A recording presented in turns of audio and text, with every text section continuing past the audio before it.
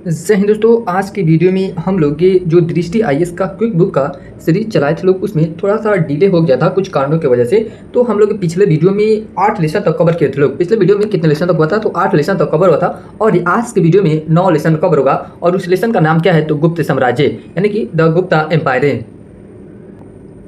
चौथी सदी ईस्वी के प्रारंभ में भारत में कोई बड़ा संगठित राज्य अस्तित्व में नहीं था। यद्यपि कुषाण एवं शक शासकों का शासन चौथी सदी ईस्वी तक जारी रहा, लेकिन उनकी शक्ति काफी कमजोर हो गई थी और सातवाहन वंश, और कौन सा वंश? तो सातवाहन वंश का शासन तृतीय सदी ईस्वी के मध्य से पहले ही समाप्त हो गया था। ऐसी राजनीतिक स्थिति में गुप्त राजवंशों का उदय हुआ। राजवंश का उदय हुआ। अब उन कारणों को देखते हैं लोग। तो कुषाण के पतन के पश्चात उत्तर भारत में अनेक राजतंत्रों एवं गणतंत्रों का उदय हुआ। राजतंत्रों में बात किया जाए तो कौन कौन से थे? तो राजतंत्रों में आपका गुप्त, नाग, आभीर, इक्ष्वाकु तथा गणतंत्रों में अर्जुनायन, मालव, यौधेय, लिच्छवी आदि शामिल थे। कुषाणों के बाद लगभग 4 शताब्दियों तक भारत का सामाजिक, धार्मिक, साहित्यिक, वैज्ञानिक एवं तकनीकी विकास होता रहा, जो कि मुख्यतः गुप्त राजाओं के शासनकाल से संबंधित है।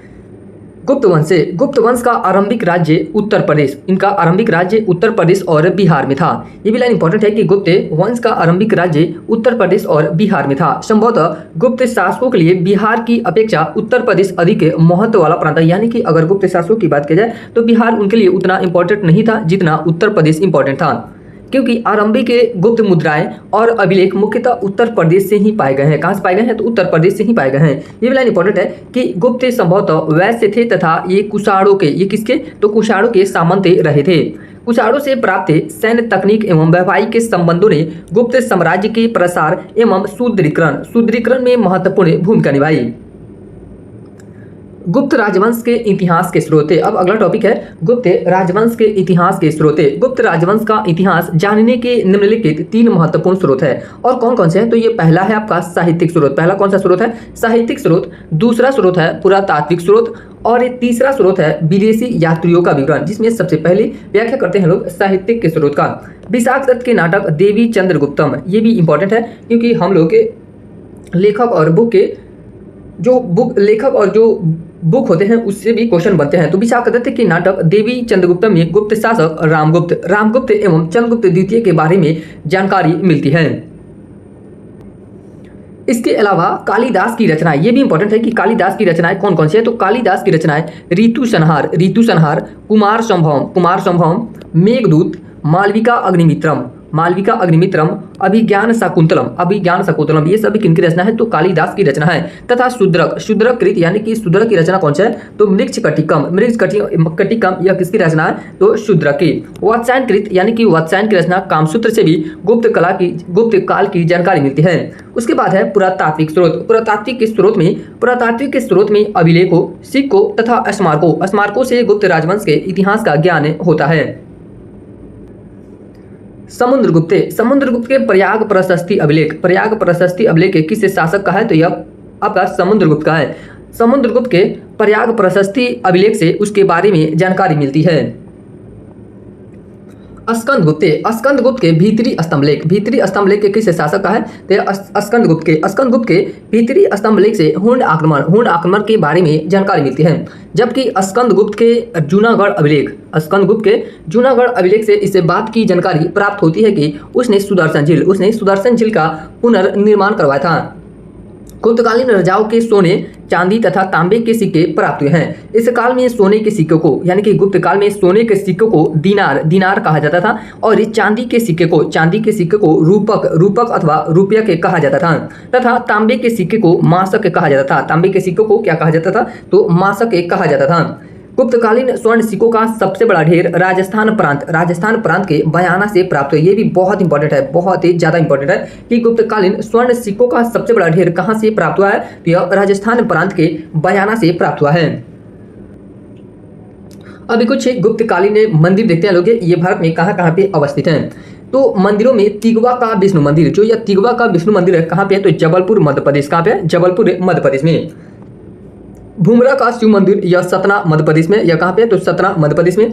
नचना कुठार का पर्वती मंदिर ये भी पन्ना मध्य प्रदेश में है। भीतरगांव का मंदिर कानपुर उत्तर प्रदेश में स्थित है। देवगढ़ का दशावतार मंदिर ललितपुर उत्तर प्रदेश में है। आदि विशेष से उल्लेखनीय है। गुप्तकालीन स्मारकों जैसे मंदिर, मूर्तियों, चैत्यगृह आदि से तत्कालीन कला और स्थापत्य की जानकारी मिलती है। अजंता एवं बाघ की गुफाओं के कुछ चित्र भी गुप्तकालीन माने जाते हैं। उसके बाद ये नेक्स्ट टॉपिक है विदेशी यात्रियों के विवरण। नेक्स्ट टॉपिक का नाम क्या है? विदेशी यात्रियों के विवरण। इस काल के प्रमुख विदेशी यात्री कौन कौन से रहे थे? तो आपका पहला था फाहियान और दूसरा था वेनसांग। यह चीनी यात्री था, यानी कि जो फाहियान था यह चीनी यात्री था और चंद्रगुप्त द्वितीय के शासनकाल में भारत आया था। यहाँ से भी क्वेश्चन बहुत बार बने हैं कि जो फाहियान था यह किसके शासनकाल में भारत आया था? यह चंद्रगुप्त द्वितीय के शासनकाल में भारत आया था। इसने मध्य देश का वर्णन किया। उसके बाद है वेनसांग।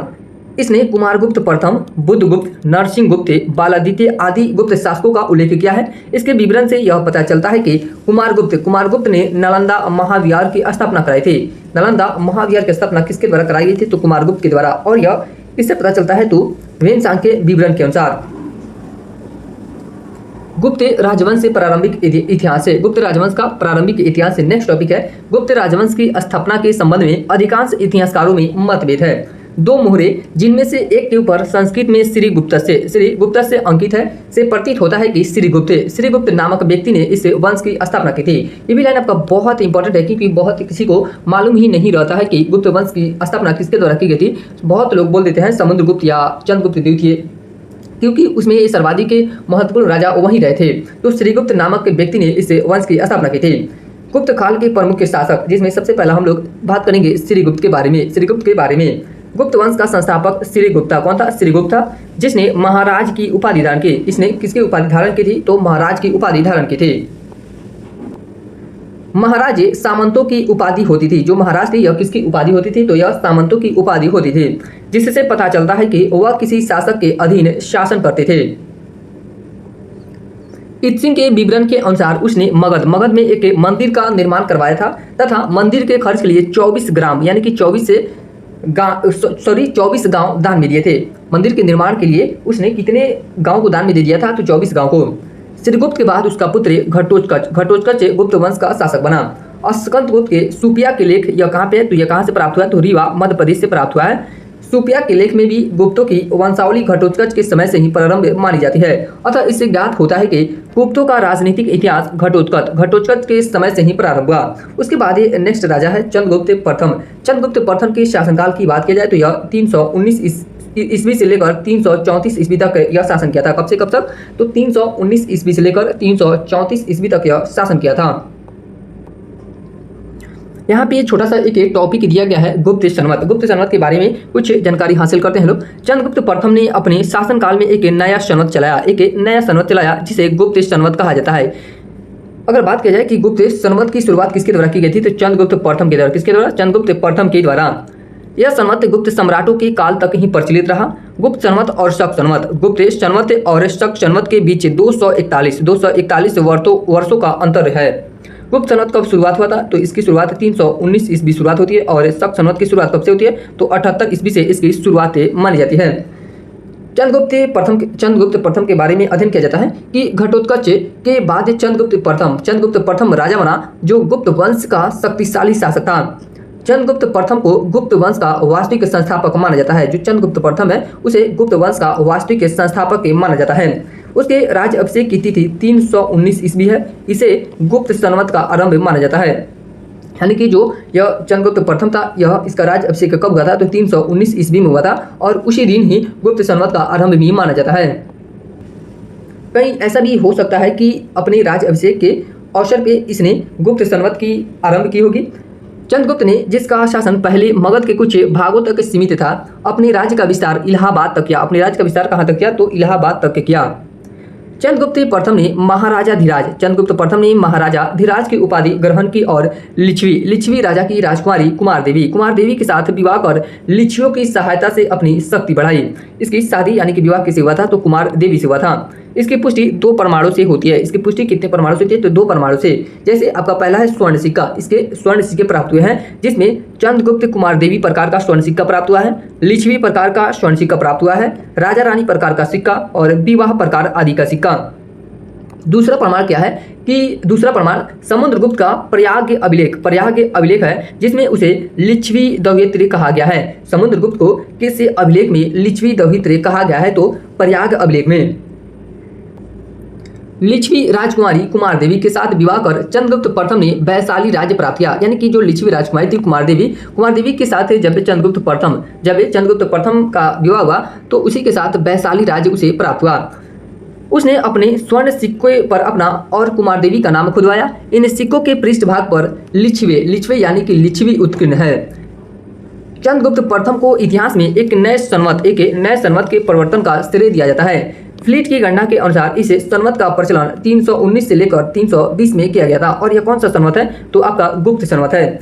गुप्त वंश के शासकों में चंद्रगुप्त प्रथम पहला शासक था जिसने चांदी के सिक्के चलाए। ये भी इंपॉर्टेंट है कि गुप्त शासकों में कौन पहला शासक था जिसने चांदी के सिक्के चलाए थे? तो चंद्रगुप्त प्रथम के द्वारा चांदी के सिक्के चलाए गए थे।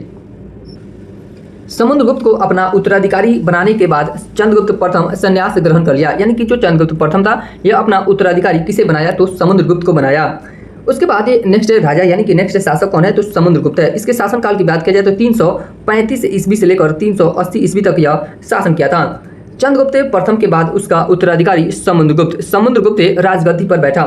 उसने आर्यावर्त तथा दक्षिणावर्त के 12 शासकों को पराजित किया। यानी कि आर्यावर्त के 12 शासक और दक्षिणावर्त के कितने? तो 12 शासक। इन्हीं विजयों के कारण इतिहासकार विसेंट स्मिथ, कौन इतिहासकार है? तो विसेंट स्मिथ द्वारा समुद्रगुप्त को भारत का नेपोलियन कहा गया। भारत का नेपोलियन किस शासक को कहा जाता है? तो समुद्रगुप्त को कहा जाता है। समुद्रगुप्त के दिग्विजय की जानकारी के स्रोत, यानी कि जो समुद्रगुप्त दिग्विजय किया था यानी कि विजय हासिल किया था उसके जानकारी के स्रोत देखते हैं लोग। हरिसेन द्वारा रचित प्रयाग प्रशस्ति, उसका पुराना नाम क्या है? तो इलाहाबाद प्रशस्ति स्तंभलेख। अभी इसका नाम चेंज कर दिया गया है इलाहाबाद का, इसलिए प्रयाग प्रशस्ति स्तंभलेख किया गया है। समुद्रगुप्त का दरबारी कवि हरिसेन था। समुद्रगुप्त का दरबारी कवि कौन था? तो हरिसेन था। हरिसेन प्रयाग प्रशस्ति लेख के 7वें श्लोक में समुद्रगुप्त के विजय अभियानों का उल्लेख करता है तथा चौथे श्लोक में चंद्रगुप्त प्रथम द्वारा समुद्रगुप्त को उत्तराधिकारी चुने जाने का उल्लेख है। चौथे श्लोक में क्या है? तो चंद्रगुप्त प्रथम द्वारा समुद्रगुप्त को उत्तराधिकारी चुने जाने का उल्लेख है। उसके बाद है समुद्रगुप्त ने गुप्त शक्ति के प्रसार एवं सुदृढ़ीकरण के लिए विजय की आक्रमण नीति को अपनाया। किस नीति को अपनाया? तो आक्रमण नीति को अपनाया। प्रयाग प्रशस्ति में समुद्रगुप्त को एक महान विजेता तथा संपूर्ण पृथ्वी को विजय यानी कि धरणी बंद करने वाला बताया गया है। यहाँ से भी क्वेश्चन बनता है कि जो आपका समुद्रगुप्त है यह किसकी उपाधि धारण किया था? तो धरणी बंद की उपाधि इसे प्राप्त हुआ था। अशोक की निर्मित यह स्तंभ मूलतः कौशाम्बी में स्थित था। कहाँ पे स्थित था? कौशाम्बी में, जिसे अकबर ने इलाहाबाद में स्थापित करवाया था। इस स्तंभ पर जहांगीर तथा बीरबल का भी उल्लेख मिलता है। अशोक के बाद यानी कि अशोक के बाद उस अभिलेख पे किसके द्वारा कुछ उत्कीर्ण कराया गया था? तो समुद्रगुप्त के बाद अकबर के बाद बीरबल के बाद जहांगीर। प्रयाग प्रशस्ति में सर्वप्रथम भारतवर्ष का उल्लेख मिलता है। ये भी लाइन बहुत इंपॉर्टेंट है कि किस प्रशस्ति में भारतवर्ष का सबसे प्रथम बार उल्लेख किया गया है? तो आपका प्रयाग प्रशस्ति में सर्वप्रथम भारतवर्ष का उल्लेख मिलता है। एरन स्तंभलेख, गया ताम्रफलक और नालंदा ताम्रफलक। मध्य प्रदेश के सागर जिले में स्थित एरन से प्राप्त एक लेख में समुद्रगुप्त को पृथु, राघव आदि राजाओं से भी बढ़कर दानी माना गया है। इस अभिलेख में उसकी पत्नी का नाम दत्त देवी अंकित है। यानी कि उसकी पत्नी का नाम इस अभिलेख में क्या बताया गया है? तो दत्त देवी बताया गया है। नोट पॉइंट है कि चंद्रगुप्त द्वितीय की पुत्री प्रभावती गुप्त के पूना अभिलेख में समुद्रगुप्त को अनेक अश्वमेध यज्ञ करने वाला कहा गया है। हालांकि प्रयाग प्रशस्ति में अश्वमेध यज्ञ का वर्णन नहीं है। समुद्रगुप्त की मुद्राएं, उसके बाद नेक्स्ट टॉपिक है समुद्रगुप्त की मुद्राएं। समुद्रगुप्त की हमें कुल 6 मुद्राएं प्राप्त होती है। कितनी मुद्राएं प्राप्त होती है? कुल 6 मुद्राएं प्राप्त होती है। मुद्राएं उसके जीवन एवं कार्यों पर सुंदर प्रकाश डालती है, जिसमें पहला है गरुड़ प्रकार की मुद्रा। गरुड़ प्रकार की मुद्राएं समुद्रगुप्त की नागवंशीय राजाओं पर विजय का साक्ष्य प्रदान करती हैं। इन मुद्राओं में समुद्रगुप्त को सैकड़ों युद्धों को जीतने वाला बताया गया है। मुद्रा के पृष्ठभाग पर सिंहासनासीन देवी के साथ साथ पराक्रम शब्द अंकित है। उसके बाद है धनुर्धारी प्रकार की मुद्रा। उसके बाद अगला मुद्रा कौन है? धनुर्धारी प्रकार की मुद्रा। इसके पृष्ठभाग पर सिंहवाहिनी देवी के साथ है उसकी उपाधि अप्रतिरथ अंकित है। मुद्रा के मुख्य भाग पर राजा धनुष बाण लिए खड़ा हुआ है। दूसरा है परशु प्रकार की मुद्रा। इसमें राजा परशु धारण किए हुए हैं तथा उसकी उपाधि कृतांत यानी कि यम परशु अंकित है। नेक्स्ट है अश्वमेध प्रकार की मुद्रा। अश्वमेध प्रकार की मुद्रा, इस प्रकार के सिक्के समुद्रगुप्त द्वारा किए गए अश्वमेध यज्ञों का प्रमाण है। इनके मुख पर यज्ञ यूप के बंधे हुए घोड़े का चित्र तथा मुद्रा लेख राजाधिराज पृथ्वी को जीतकर तथा अश्वमेध यज्ञ का अनुष्ठान कर स्वर्गलोक की विजय करता है। ये सब क्या है? तो उसी मुद्रा पे उत्कीर्ण है। व्याघ्र हनन प्रकार की मुद्रा। इसमें समुद्रगुप्त को व्याघ्र का आखेट करते हुए दिखाया गया, यानी कि बाघ का शिकार करते हुए इसमें दिखाया गया है। पृष्ठभाग पर गंगा घाटी की विजय के रूप में मकरवाहिनी गंगा तथा राजा समुद्रगुप्त उत्कीर्ण है। अंतिम है वीणा वादन प्रकार की मुद्रा। इसमें समुद्रगुप्त के संगीत प्रेमी होने का साक्ष्य मिलता है। इसमें समुद्रगुप्त को वीणा बजाते हुए दिखाया गया है, इसलिए समुद्रगुप्त को वीणा प्रेमी भी कहा जाता है। उसके बाद समुद्रगुप्त के सैन्य अभियान के बारे में देखते हैं लोग। समुद्रगुप्त एक महान सेनापति एवं कुशल योद्धा था।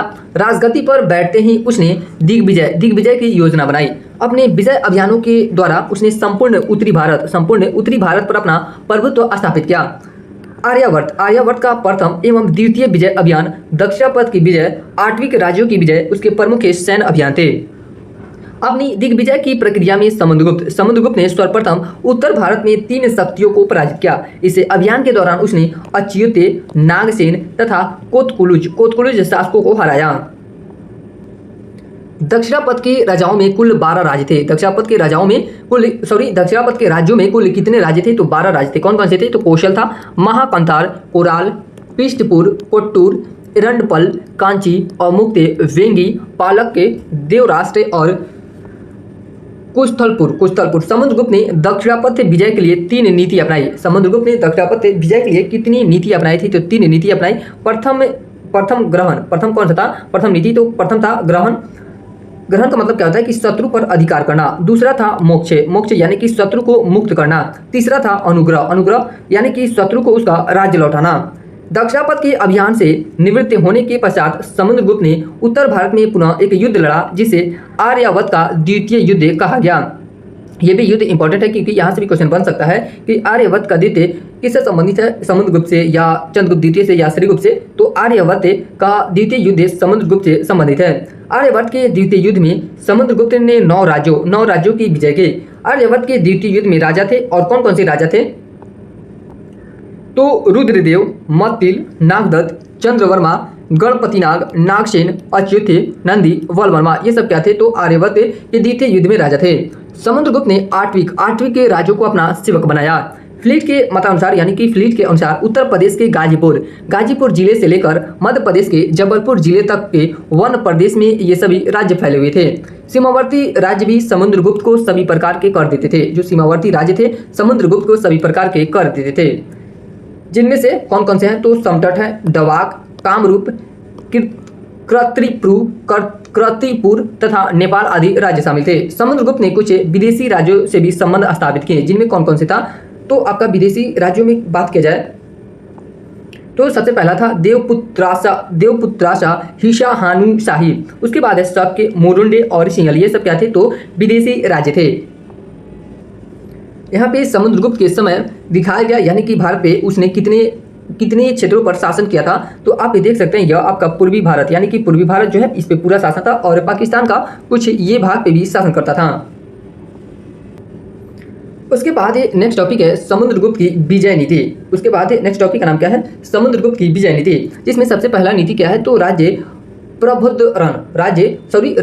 प्रशभोद्रण की नीति। इसमें क्या होता था कि मगध के आसपास के राज्यों को पराजित कर उन्हें अपने राज्य में मिला लिया। यानी कि इस नीति के तहत मगध के जितने आसपास के राज्य थे उन्हें पराजित कर अपने राज्य में मिला लिया। उसके बाद दूसरा है सर्वकरदाना व्याकरण की नीति।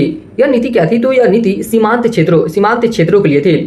तीसरा है परिचारिकीकृत नीति। इसमें क्या था, तो 8वीं के यानी कि जनजातीय ये थे 8वीं के राज्यों को सेवक बनाने की नीति ये थी। उसके बाद नेक्स्ट है कि ग्रहण मोक्षानुग्रह की नीति। दक्षिण भारत के 12 राज्यों, कितने 12 राजाओं के संघ को पराजित कर उन्हें पुनः उनके राज्य सौंप दिए। उसके बाद नेक्स्ट है कि कन्योपायन की नीति। विदेशियों को पराजित कर उनके साथ वैवाहिक संबंध स्थापित करने की नीति यह थी कन्योपायन की नीति। अश्वमेध यज्ञ अगला टॉपिक है अश्वमेध यज्ञ। अपनी विजय के पश्चात समुद्रगुप्त ने अश्वमेध यज्ञ किया तथा अश्वमेध पराक्रम की उपाधि धारण की। समुद्रगुप्त ने किसकी उपाधि धारण की थी, तो अश्वमेध पराक्रम की उपाधि धारण की थी। नोट पॉइंट है कि गुप्तों के पूर्व पुष्यमित्र शुंग ने 2 अश्वमेध यज्ञ किए थे। समुद्रगुप्त ने एक विशाल साम्राज्य की स्थापना की जो उत्तर में हिमालय से दक्षिण में बिंद पर्वत तक के तथा पूर्व में बंगाल की खाड़ी से लेकर पश्चिम में पूर्वी मालवा तक के विस्तृत था। कश्मीर, पश्चिमी पंजाब, पश्चिमी राजपूताना, सिंध तथा गुजरात को छोड़कर समस्त उत्तर भारत इसमें सम्मिलित था। उसके बाद ये नेक्स्ट टॉपिक है समुद्रगुप्त की अन्य विशेषताएं। समुद्रगुप्त की अन्य विशेषताओं की चर्चा करते हैं लोग। समुद्रगुप्त विजेता के साथ साथ कवि, संगीतज्ञ तथा विद्या का संरक्षक था। उसके सिक्कों पर उसे बीड़ा बजाते हुए दिखाया गया है, यानी कि समुद्रगुप्त के सिक्कों पर उसे क्या बजाते हुए दिखाया गया है, तो बीड़ा बजाते हुए दिखाया गया है। तथा कविराज की उपाधि प्रदान की गई है। समुद्रगुप्त को कौन सी उपाधि प्रदान की गई है, तो आपका कविराज की उपाधि। समुद्रगुप्त ने व्याघ्र प्रक्रमांक, अप्रतिरथ प्रक्रमांक आदि उपाधियां धारण की जो उसके सिक्कों पर मुद्रित मिलती है। उसने प्रसिद्ध बौद्ध भिक्षु वसुबंधु यानी कि ये कौन थे, तो बौद्ध भिक्षु थे। उसने प्रसिद्ध बौद्ध भिक्षु वसुबंधु को संरक्षण दिया। समुद्रगुप्त से श्रीलंका के शासक मेघवर्मन, ये भी लाइन बहुत इंपॉर्टेंट है कि समुद्रगुप्त से श्रीलंका के शासक कौन थे, तो मेघवर्मन ने गया में एक बौद्ध मठ बनाने की अनुमति मांगी थी जिसकी अनुमति दे दी गई थी, जो कालांतर में विशाल बौद्ध विहार, जो कालांतर में यानी कि बाद में विशाल बौद्ध विहार के रूप में विकसित हुआ। ताम्रपत्र में समुद्रगुप्त को परम भागवत की उपाधि मिली है। किसमें, तो ताम्रपत्र में समुद्रगुप्त को परम भागवत की उपाधि मिली है। उसके बाद ये नेक्स्ट शासक है इससे वंश के, तो चंद्रगुप्त द्वितीय, इन्हें विक्रमादित्य के नाम से भी जाना जाता है। इसे किस नाम से जाना जाता है, तो विक्रमादित्य के नाम से। इनके शासनकाल की बात की जाए तो इनका शासनकाल 380 ईस्वी से लेकर 412 ईस्वी तक इनका शासनकाल रहा था। गुप्त वंशावली में समुद्रगुप्त के पश्चात चंद्रगुप्त द्वितीय यानी कि समुद्रगुप्त के बाद चंद्रगुप्त द्वितीय का नाम उल्लिखित है, परंतु दोनों शासकों के बीच रामगुप्त यानी कि चंद्रगुप्त द्वितीय और आपका समुद्रगुप्त के बीच रामगुप्त नामक एक दुर्बल शासक के अस्तित्व का भी पता चलता है। विशाखदत्त द्वारा रचित देवी चंद्रगुप्तम, ये क्या है, तो यह एक पुस्तक या नाटक है। विशाखदत्त द्वारा रचित देवी चंद्रगुप्तम नाटक से पता चलता है कि समुद्रगुप्त के बाद रामगुप्त गद्दी पर बैठा। वह शकों से पराजित हो गया था तथा उन्हें अपनी पत्नी ध्रुदेवी देने के लिए तैयार हो गया था। यानी कि जो यह रामगुप्त है यह शकों से पराजित हो गया था और शकों को अपनी पत्नी, जो इनकी पत्नी का नाम क्या था, ध्रुदेवी को देने के लिए तैयार हो गया था। यह कितना कायर शासक था। रामगुप्त का छोटा भाई चंद्रगुप्त द्वितीय था। जो रामगुप्त का छोटा भाई कौन था, तो चंद्रगुप्त द्वितीय था। उसने शकों को पराजित कर रामगुप्त की विधवा से विवाह कर लिया, यानी कि ध्रुदेवी से विवाह कर लिया। दिल्ली में कुतुब मीनार के पास खड़े एक लौह स्तंभ है जो मेहरौली का लौह स्तंभ है, पर खुदे हुए अभिलेख में चंद्र नामक राजा की कीर्ति का वर्णन किया गया है, जिसकी पहचान चंद्रगुप्त द्वितीय से की जाती है। इसकी जो चंद्र नामक राजा है इसकी पहचान किससे की जाती है, तो चंद्रगुप्त द्वितीय से की जाती है। उदयगिरी गुहल अभिलेख, उदयगिरी का जो गुहा अभिलेख में भी चंद्रगुप्त द्वितीय की विजयों का उल्लेख मिलता है, यानी कि इस अभिलेख में भी चंद्रगुप्त द्वितीय का विजयों का वर्णन या उल्लेख मिलता है। उसके शासनकाल में कालक्रम की दृष्टि से मथुरा का स्तंभलेख, कहाँ का, मथुरा का स्तंभलेख पहला प्रमाणिक गुप्त लेख है जिसमें तिथि का उल्लेख हुआ है। उसके बाद ये अगला टॉपिक है वैवाहिक संबंध तथा साम्राज्य विस्तार। अगला टॉपिक है वैवाहिक संबंध तथा साम्राज्य विस्तार। चंद्रगुप्त द्वितीय ने वैवाहिक संबंध और विजय दोनों तरह से साम्राज्य की सीमा का विस्तार किया। उसने नाग राजकुमारी कुबेर नागा के साथ विवाह करके नागवंश के साथ वैवाहिक संबंध स्थापित किए और बाद में अपनी पुत्री प्रभावती, इनकी पुत्री का नाम क्या था, तो प्रभावती का विवाह वाकाटक वंश के राजा रुद्रसेन द्वितीय के साथ किया। उसने अपने पुत्र कुमारगुप्त प्रथम का विवाह कदम्ब शासक के काकुत्स्यवर्मन की पुत्री से किया था। यानी कि यह जो कदम्ब शासक कौन थे, तो काकुत्स्यवर्मन थे। इनकी पुत्री से विवाह किसका हुआ था, तो कुमारगुप्त प्रथम का विवाह हुआ था। वैवाहिक संबंधों के फलस्वरूप मध्य भारत स्थित वाकाटक राज्य पर अप्रत्यक्ष रूप से अपना प्रभाव जमा कर चंद्रगुप्त द्वितीय ने पश्चिमी मालवा और गुजरात पर प्रभुत्व स्थापित कर लिया। इस विजय से चंद्रगुप्त द्वितीय को चंद्रगुप्त द्वितीय को पश्चिमी समुद्र तट मिल गया, जो व्यापार वाणिज्य के लिए प्रसिद्ध था। इससे मालवा एवं उसका मुख्य नगर उज्जैन ने समृद्ध हुआ। उज्जैनी को उसने द्वितीय राजधानी बनाया। ये भी लाइन इंपॉर्टेंट है कि द्वितीय राजधानी उसने किसको बनाया था, तो उज्जैनी को, जबकि पहली राजधानी पाटलिपुत्र थी। पहली राजधानी कौन थी, तो पाटलिपुत्र थी। उसके बाद है नेक्स्ट टॉपिक कि चंद्रगुप्त द्वितीय एवं शक, यानी कि उन दोनों के बीच क्या संघर्ष चला था, उसके बारे में देखते हैं लोग। चंद्रगुप्त द्वितीय ने उज्जैनी के अंतिम शक शासक रुद्रसिंह तृतीय को पराजित किया। संभवतः शकों पर विजय के उपरांत ही चंद्रगुप्त द्वितीय ने विक्रमादित्य की उपाधि धारण की थी। विक्रमादित्य का अर्थ होता है पराक्रम का सूर्य, यानी कि विक्रमादित्य का अर्थ क्या होता है, पराक्रम का सूर्य इसका अर्थ होता है। भारतीय अनुश्रुतियों में उसे सकारी यानी कि शकों का विजेता, सकारी का मतलब क्या होता है, शकों का विजेता के रूप में स्मरण करती है। यानी कि जो भारतीय अनुश्रुतियां हैं उसे किस रूप में स्मरण करती हैं, तो सकारी के रूप में। चंद्रगुप्त द्वितीय ने शकों पर विजय के उपलक्ष्य में मालवा क्षेत्र में व्याघ्र शैली के चांदी के सिक्के चलाए तथा इसकी तौल लगभग 33 ग्रेन हुआ करता था। ये भी इंपॉर्टेंट है कि इनका जो चांदी का सिक्का हुआ था, यानी कि जो चांदी के सिक्के चलाए गए थे वह कितने ग्रेन का हुआ करता था, तो 33 ग्रेन का हुआ करता था। उसके बाद है अन्य नाम एवं उपाधियां, यानी कि चंद्रगुप्त द्वितीय के और नाम क्या थे या उपाधियां क्या थी। तो अन्य नाम की बात करें तो इनका अन्य नाम और किस नाम से जाना जाता है, तो देवगुप्त के नाम से जाना जाता है, देवराज और देवश्री के नाम से भी जाना जाता है। और इन्हें कौन कौन सी उपाधि मिली थी, तो विक्रमांक की उपाधि प्रदान की गई थी, विक्रमादित्य की उपाधि इन्हें दी गई थी और परम भागवत की भी उपाधि इन्हें प्रदान की गई थी। इनके शासनकाल में कला एवं साहित्य का क्षेत्र कैसा था, उसके बारे में अध्ययन करते हैं लोग। चंद्रगुप्त द्वितीय के शासन का स्मरण युद्धों के कारण नहीं बल्कि कला एवं साहित्य के प्रति उसके अगाध अनुराग के कारण किया जाता है। उसके दरबार में 9 विद्वानों की एक मंडली निवास करती थी, जिसे नवरत्न कहा गया है। उसे क्या कहा गया है, तो नवरत्न कहा गया है। और उनमें कौन कौन से व्यक्ति थे, तो इनमें कालिदास, धन्वंतरी, छपनक, अमर सिंह, शंकु, वेताल भट्टे, घटकपर्ण, वरामहीर एवं वररुचि जैसे विद्वान थे। उसके शासनकाल में चीनी यात्री फाहियान, जो 399 ईस्वी से लेकर 414 ईस्वी तक यह भारत में रहा था, यानी कि किसके शासनकाल में, तो चंद्रगुप्त द्वितीय के शासनकाल में फाहियान भारत आया था। उसके बाद है फाहियान का यात्रा विवरण, यानी कि फाहियान का यात्रा विवरण के बारे में कुछ थोड़ा सा टॉपिक दिया गया है। फाहियान चीन, मध्य एशिया, पेशावर के स्थल मार्ग से 399 ईस्वी में भारत आया हुआ ताम्र लिप्ति से श्रीलंका तथा पूर्वी द्वीपों से होते हुए समुद्री मार्ग से 1414 ईस्वी में स्वदेश लौटा। उसके वर्णन इस प्रकार है। उसके वर्णन देखते हैं लोग। तो मध्य देश ब्राह्मणों का देश है। जो मध्य देश है वह किसका देश है, तो ब्राह्मणों का देश था। यहाँ के लोग सुखी एवं संपन्न थे। लोगों को मृत्यु दंड नहीं दिया जाता था, केवल आर्थिक दंड का प्रचलन था। उसके बाद नेक्स्ट है कि मध्य देश के लोग किसी जीवित प्राणी की हत्या नहीं करते थे तथा मांस, मदिरा, प्याज तथा लहसुन आदि का प्रयोग भी नहीं करते थे। जैसे लेकिन इनमें जो चंडाल थे ये अपवाद थे। जो ये चंडाल लोग थे ये अपवाद थे। ये लोग मांस, मदिरा, प्याज तथा लहसुन आदि का प्रयोग या सेवन करते थे। मध्य देश के लोग क्रय विक्रय में कौड़ियों का प्रयोग करते थे। ये भी लाइन इंपॉर्टेंट है कि जो मध्य देश के लोग थे वो क्रय विक्रय के लिए किसका प्रयोग करते थे, तो कौड़ियों का प्रयोग करते थे।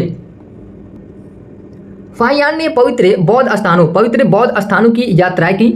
संकीसा तथा श्रावस्ती में उसने अनेक स्मारक तथा भिक्षु देखे। पाटलिपुत्र में अशोक का राजमहल देखा तथा उससे इतना प्रभावित हुआ कि उसे देवताओं द्वारा निर्मित बताया। उसने नालंदा, राजगिरी, बोधगया, वैशाली, श्रावस्ती तथा कपिलवस्तु की भी यात्रा की। चीनी ग्रंथों में भारत को यिनतू कहा गया है। चीनी ग्रंथों में भारत को क्या कहा गया है, तो यिनतू कहा गया है।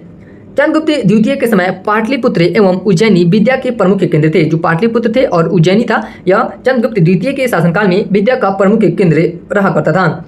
चंद्रगुप्त द्वितीय का सचिव वीरसेन शैव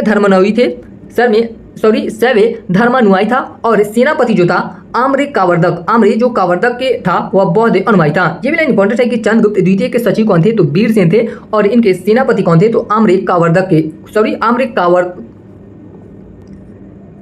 कारदव थे। जो ये क्या थे, तो ये बौद्ध अनुयायी थे। चंद्रगुप्त द्वितीय का काल ब्राह्मण धर्म के चरमोत्कर्ष का काल था। उसके बाद ये नेक्स्ट शासक है कुमारगुप्त प्रथम या महेंद्र द्वितीय। कुमारगुप्त प्रथम या महेंद्र द्वितीय, इनके शासनकाल की बात की जाए तो इनका शासनकाल 415 ईस्वी से लेकर 455 ईस्वी तक इनका शासनकाल रहा था। चंद्रगुप्त द्वितीय का उत्तराधिकारी उसका पुत्र कुमारगुप्त हुआ, परंतु कुमारगुप्त के पूर्व एक और शासक का नाम आता है, वह शासक ध्रुव देवी यानी कि रामगुप्त की पत्नी। रामगुप्त की पत्नी यानी कि ध्रुव देवी का पुत्र गोविंद गुप्त था। यह एक विवादास्पद विषय है। कुछ विद्वानों का विचार है कि गोविंद गुप्त ने संभवतः 412 ईस्वी से लेकर 415 ईस्वी के बीच शासन किया और इसके पश्चात कुमारगुप्त प्रथम शासक बना, किंतु इस प्रकार की मान्यता के लिए कोई आधार नहीं है। कुमारगुप्त के बिलसर अभिलेख, मंदसौर अभिलेख, करमडंडा अभिलेख आदि से उसके शासनकाल की जानकारी मिलती है। कुमारगुप्त प्रथम के समय में सर्वाधिक गुप्तकालीन अभिलेख प्राप्त हुए हैं, यानी कि जो यह कुमारगुप्त प्रथम है इसके समय के सर्वाधिक गुप्तकालीन अभिलेख प्राप्त हुए हैं।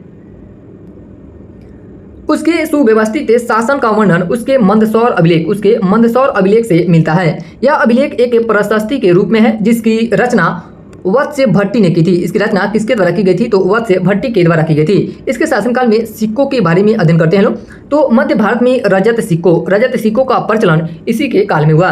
कुमारगुप्त ने मुद्राओं पर गरुड़ के स्थान पर मयूर की आकृति, यानी कि जो गरुड़ होते थे उसके स्थान पे मयूर की आकृति उत्कीर्ण कराई। इस प्रकार की मुद्रा के मुख भाग पर मयूर को खिलाते हुए राजा की आकृति तथा पृष्ठ भाग पर आसीन कार्तिकी की आकृति उत्कीर्ण है। कुमारगुप्त के सिक्कों से पता चलता है कि उसने अश्वमेध यज्ञ किया था। अब है नेक्स्ट टॉपिक की कुमारगुप्त की उपाधियां। इन्हें कौन कौन सी उपाधि मिली थी? तो कुमारगुप्त ने महेंद्र द्वितीय, श्री महेंद्र तथा महेंद्र अश्वमेध आदि उपाधियां धारण की। अन्य विशेषताएं, कुमारगुप्त प्रथम के अंतिम दिनों में पुष्यमित्र नामक जातियों ने आक्रमण किया। स्कंदगुप्त पुष्यमित्रों को पराजित करने में सफल रहा। कुमारगुप्त प्रथम ने नालंदा विश्वविद्यालय की स्थापना करवाई थी। ये लाइन बहुत इंपॉर्टेंट है, यहाँ से बार बार क्वेश्चन बनता है कि नालंदा विश्वविद्यालय की स्थापना किसके द्वारा कराई गई थी? तो इसकी स्थापना कुमारगुप्त प्रथम ने कराई थी। और नालंदा विश्वविद्यालय को ऑक्सफोर्ड ऑफ महायान कहा जाता है। ऑक्सफोर्ड और महायान किस विश्वविद्यालय को कहा जाता है? तो नालंदा विश्वविद्यालय को ऑक्सफोर्ड ऑफ महायान कहा जाता है। उसके बाद ही नेक्स्ट शासक है स्कंदगुप्त। इसका शासनकाल की बात करें तो इसका शासनकाल 455 ईस्वी से लेकर 467 ईस्वी तक रहा था। कुमारगुप्त का उत्तराधिकारी स्कंदगुप्त हुआ, यानी कि कुमारगुप्त का उत्तराधिकारी कौन हुआ? तो स्कंदगुप्त हुआ। भीतरी स्तंभ लेख के अनुसार प्रथम हुंड आक्रमण इसी के समय हुआ, यानी कि प्रथम हुंड आक्रमण किसके शासनकाल में हुआ था? तो स्कंदगुप्त के शासनकाल में हुआ था। और यह जो किसके अनुसार बताया गया है? तो भीतरी स्तंभ लेख के अनुसार बताया गया है। जूनागढ़ अभिलेख के अनुसार स्कंदगुप्त ने हुंडों के आक्रमण को विफल कर दिया। जूनागढ़ अभिलेख में हुंडों को मलेच्छ कहा गया है। हुंडों को क्या कहा गया है? तो मलेच्छ कहा गया है। उसके बाद है अगला टॉपिक हुंड क्या थे? ये कौन होते थे? तो हुंड राज्य फारस से खोतान तक फैला हुआ था। कहाँ से? तो फारस से खोतान तक फैला हुआ था, जिसकी मुख्य राजधानी अफगानिस्तान के बामियान थी, यानी कि हुंड की राजधानी कहाँ थी? तो यह बामियान थी। प्रथम हुंड आक्रमण खुशनवाज के नेतृत्व में स्कंदगुप्त के समय हुआ। प्रथम हुंड आक्रमण किसके नेतृत्व में हुआ था? तो खुशनवाज के नेतृत्व में हुआ था। और किसके शासनकाल में? तो स्कंदगुप्त के शासनकाल में। तोरमाण और मिहिरकुल प्रसिद्ध हुंड शासक थे। ये तोरमाण और मिहिरकुल कौन थे? तो ये हुंड शासक थे। मिहिरकुल को बौद्ध धर्म से घृणा करने वाला और मूर्ति भंजक कहा गया है। जो मिहिरकुल शासक है इसे बौद्ध धर्म से घृणा करने वाला और मूर्ति भंजक यानी कि मूर्ति तोड़ देने वाला कहा गया है। जूनागढ़ अभिलेख के अनुसार स्कंदगुप्त ने सुदर्शन झील के पुनरुद्धार का कार्य सौराष्ट्र के गवर्नर पर्णदत्त के पुत्र चक्रपालित को सौंपा। किसे सौंपा? तो पर्णदत्त के जो पुत्र चक्रपालित थे उन्हें सौंपा। उसने झील के किनारे एक विष्णु मंदिर का निर्माण भी करवाया था।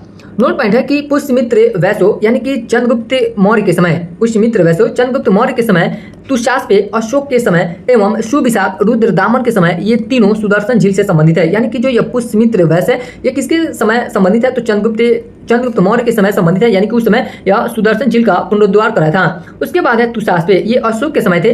अशोक के समय सुदर्शन झील का पुनरुद्धार कराया था। और उसके बाद है सुविशाख, ये रुद्रदामन के समय से संबंधित है और इन्होंने भी सुदर्शन झील का पुनर्निर्माण या पुनरुद्धार कराया था। वेनसांग ने नालंदा संघाराम को बनवाने वाले शासकों में सक्रादित्य के नाम का उल्लेख किया। वेनसांग ने नालंदा संघाराम को बनवाने वाले शासकों में सक्रादित्य के नाम का उल्लेख किया है, जिससे स्कंदगुप्त द्वारा नालंदा संघाराम को सहायता देने का प्रमाण मिलता है। स्कंदगुप्त ने वृषभ शैली के नए सिक्के जारी किए। स्कंदगुप्त ने 466 ईस्वी में चीनी सम्राट शाग के दरबार में एक राजदूत भेजा। उसके बाद इस वंश के अन्य शासकों की बात करते हैं लोग, तो स्कंदगुप्त के पश्चात पुरुगुप्त, नरसिंहगुप्त, बालादित्य, यानी कि नरसिंहगुप्त को बालादित्य भी कहा जाता है, तो नरसिंहगुप्त, बालादित्य, कुमारगुप्त द्वितीय, बुद्धगुप्त, भानुगुप्त, वैनगुप्त, कुमारगुप्त तृतीय शासक हुए। यानी कि इसके स्कंदगुप्त के बाद इतने सारे शासक बने। बुद्धगुप्त ने नालंदा महाविहार को धन में दान दिया था। नरसिंहगुप्त ने हुंड नरेश मिहिरकुल को पराजित किया था। ये लाइन इंपॉर्टेंट है कि भानुगुप्त के एरन अभिलेख यह कब प्राप्त हुआ, तो 510 ईस्वी में। भानुगुप्त का जो एरन अभिलेख है उससे सती प्रथा का पहला अभिलेखीय प्रमाण मिलता है। विष्णुगुप्त तृतीय गुप्त साम्राज्य का अंतिम शासक था। जो विष्णुगुप्त तृतीय था यह गुप्त साम्राज्य का अंतिम शासक था। गुप्तों के पतन के साथ नए वंशों का उदय हुआ। उनमें वल्लभी के मैत्रक, कनौज के मौकरी तथा थानेश्वर के पुष्यभूति वंश आदि प्रमुख थे। गुप्तों का शासन 550 ईस्वी तक जारी रहा, परंतु पतन होती शक्ति का कोई महत्व नहीं रह गया था। उसके बाद नेक्स्ट टॉपिक है गुप्तकालीन प्रशासन। गुप्तकाल में प्रशासन व्यवस्था कैसी थी, तो गुप्तकालीन शासकों ने एक विशाल साम्राज्य का निर्माण किया था। पाटलिपुत्र इस विशाल साम्राज्य की राजधानी थी। गुप्तकालीन साम्राज्य की एक सुव्यवस्थित प्रशासनिक व्यवस्था थी जो उन क्षेत्रों में लागू थी जिन पर उनका सीधा नियंत्रण था। गुप्तकालीन प्रशासनिक व्यवस्था इस प्रकार थी। अब गुप्तकालीन प्रशासनिक व्यवस्थाओं को देखते हैं लोग, जिनमें सबसे ऊपर होता था राजा या सम्राट। गुप्त काल में प्रशासन के शीर्ष पर राजा था। गुप्तकालीन राजाओं द्वारा भारी भरकम उपाधियां धारण की गई, जैसे महाराजा धीराज की उपाधि, परम भट्टारक की उपाधि आदि धारण की गई। राजा का यह कर्तव्य था कि वह युद्ध और शांति के समय राज्य की नीति को सुनिश्चित करे। किसी भी आक्रमण से जनता की सुरक्षा करना राजा का कर्तव्य था। गुप्त काल में राजा ही सर्वोच्च न्यायाधीश होता था। यानी कि जो गुप्त काल था उसमें जो राजा था, राजा ही सर्वोच्च न्यायाधीश होता था। अतः वह न्याय प्रशासन की देखभाल धार्मिक नियमों एवं रीतियों के अनुरूप करता था। इस काल में शासन व्यवस्था राजतंत्रात्मक एवं वंशानुगत थी, लेकिन ज्येष्ठाधिकार जैसे तत्व कम ही दिखाई पड़ते हैं। उसके बाद है नेक्स्ट टॉपिक मंत्री परिषद और दूसरे अधिकारीगण। कामंदक एवं कालिदास दोनों ने मंत्रिमंडल या मंत्री परिषद का उल्लेख किया है। गुप्त काल में मंत्रियों का चयन राजा द्वारा उनकी व्यक्तिगत योग्यता के आधार पर राजकुमार, सामंतों तथा उच्च अधिकारियों में से किया जाता था। सबसे बड़े अधिकारी कुमारा मात्य होते थे। राजा उन्हें अपने प्रांत में नियुक्त करता था तथा वे नगद वेतन पाते थे। अल्टेकर महोदय का मत है कि कुमारा मात्य आधुनिक आईएएस वर्ग के पदाधिकारियों की भांति थे। कुमारा मात्य प्रांतीय पदाधिकारी होते थे जो स्थानीय प्रशासन तथा केंद्र के बीच कड़ी का काम करते थे। यानी कि जो ये कुमारा मात्य होते थे ये स्थानीय प्रशासन तथा केंद्र के बीच कड़ी का काम करते थे। गुप्त शासक मंत्रियों से सलाह लिया करते थे और सभी महत्वपूर्ण मामलों पर अपने अधिकारियों को लिखित आदेश या संदेश जारी करते थे। उसके बाद है नेक्स्ट टॉपिक है गुप्तकालीन अधिकारी एवं उनके विभाग। यानी कि जो गुप्तकालीन अधिकारी होते थे वे अधिकारी किस नाम से जाने जाते थे और उनका विभाग क्या था। तो सबसे पहला है महाबलाधिकृत जो अधिकारी था यह सेनापति होता था। यानी कि यह किस विभाग से संबंधित है, यह सेनापति के विभाग से संबंधित है। महादंडनायक यह क्या होता था, तो यह न्यायाधीश होता था। संधि विग्रहिक यह युद्ध एवं शांति का मंत्री था। दंडपाशिक होता था यह पुलिस विभाग का सर्वोच्च अधिकारी होता था। विनय स्थिति स्थापक यह शिक्षा एवं धर्म संबंधी अधिकारी था। भंडागाराधिकृत यह राजकोष का अधिकारी होता था। महाछपटलिक यह जो था लेखा विभाग का सर्वोच्च अधिकारी था। महाप्रतिहार जो अधिकारी था यह राजप्रसाद से संबंधित विषयों की देखरेख करने वाला अधिकारी था। हरिसेन समुद्रगुप्त का संदीप विग्रहिक। वीरसेन चंद्रगुप्त द्वितीय का संदीप विग्रहिक। शिखर स्वामी चंद्रगुप्त द्वितीय का मंत्री। पृथ्वीसेन कुमारगुप्त का मंत्री। पर्णदत्त एवं चक्रपालित स्कंदगुप्त का मंत्री गुप्त काल के प्रमुख ये अधिकारी थे। यानी कि जो हरिसेन थे ये क्या थे, तो समुद्रगुप्त का संदीप विग्रहिक थे। वीरसेन कौन थे, तो चंद्रगुप्त द्वितीय का संदीप विग्रहिक थे। शिखर स्वामी ये चंद्रगुप्त द्वितीय का मंत्री थे। पृथ्वीसेन ये कुमारगुप्त का मंत्री थे। पर्णदत्त एवं चक्रपालित ये स्कंदगुप्त के मंत्री थे। गुप्त काल के प्रमुख ये क्या थे, तो अधिकारी थे। गुप्त काल में एक अधिकारी एक साथ अनेक पद ग्रहण करता था। इसी काल से पद वंशानुगत भी होने लगे थे, क्योंकि एक ही परिवार की कई पीढ़ियां ऊंचे पदों को धारण करते थे। इसकी जानकारी करमडंडा अभिलेख से मिलती है। इससे यानी कि अभी जो हम लोग ये बातें देखे हैं लोग, इसकी जानकारी कहाँ से मिलती है, तो करमडंडा अभिलेख से मिलती है। उसके बाद ये नेक्स्ट टॉपिक है प्रांत, जिला और स्थानीय यानी कि ग्राम शासन। प्रांत में कैसा शासन था, जिला में कैसा शासन होता था, और स्थानीय यानी कि ग्राम कैसा शासन व्यवस्था था। तो शासकीय सुविधा के लिए संपूर्ण साम्राज्य को राष्ट्रों या भुक्तियों में विभाजित किया गया था। गुप्तकालीन अभिलेखों में कुछ भुक्तियों के नाम भी मिलते हैं, जैसे बंगाल के पुनर्धन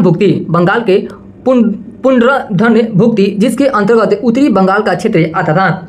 प्रांत या भुक्ति को पुनः जिलों यानी कि विषय में बांटा गया था, जिसका प्रधान विषयपति कहलाता था। जिसका प्रधान क्या कहलाता था, तो विषयपति कहलाता था। विषयपति को कुमारामात्य भी कहा गया है। विषयपति को क्या कहा गया है, तो कुमारामात्य भी कहा गया है। विषयपति का अपना कार्यालय होता था। इस कार्यालय के अभिलेखों को सुरक्षित रखने वाले अधिकारी को पुस्तपाल कहा जाता था। इस कार्यालय के अभिलेखों को सुरक्षित रखने वाले अधिकारी को क्या कहा जाता था, तो पुस्तपाल कहा जाता था।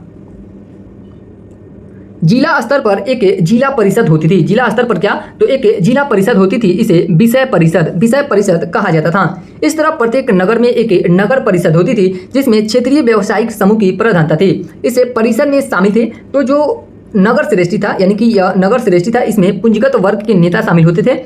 सार्थवा में विषय के व्यापारियों का नेता यानी कि विषय के व्यापारियों के नेता शामिल होते थे।